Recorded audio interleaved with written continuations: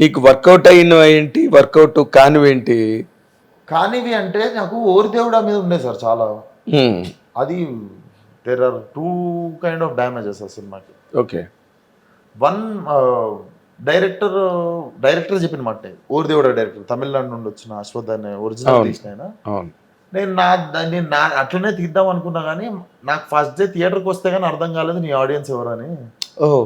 నేను సినిమా తీసేసాను నీతో, నాకు నీతో పాటు ఆర్టీసీ ఎక్స్ రోడ్ వచ్చిన తర్వాత నాకు ఫస్ట్ డే అర్థమైంది నీ ఆడియన్స్ ఎవరని. నేను ఇంకొంచెం వేరేలాగా చూపించటోడు నిన్ను సేమ్ కథతో. నేను తమిళ్ ఎట్లుందో తెలుగులో అట్లనే చూపించిన అర్జున్ని. నీ మోడ్ ఫాలో అవ్వలేదు తను.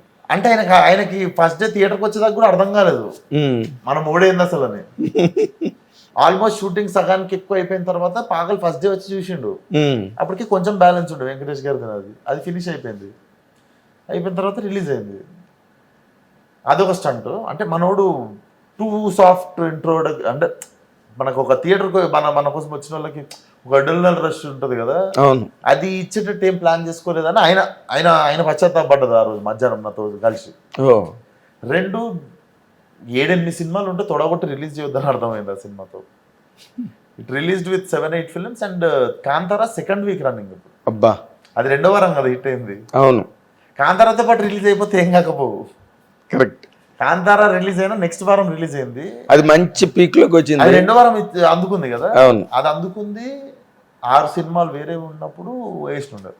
హ్మ్. దాని తర్వాత అదొకటి లెసన్. అంటే మనకి ఎంత పౌరుషం ఉన్నా, మన సినిమా ఎంత బాగున్నా,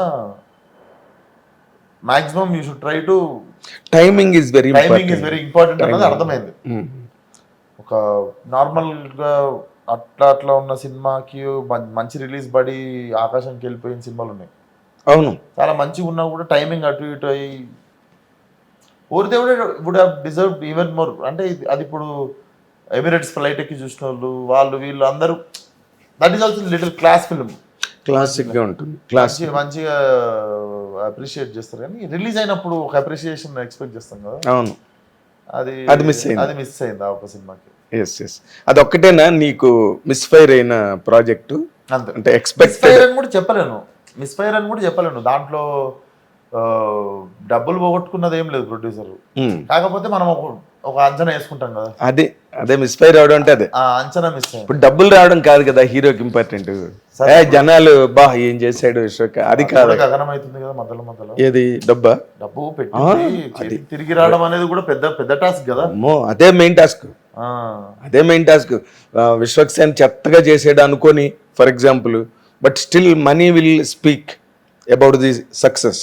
cinema hit, guarantee hit, you will be in the run.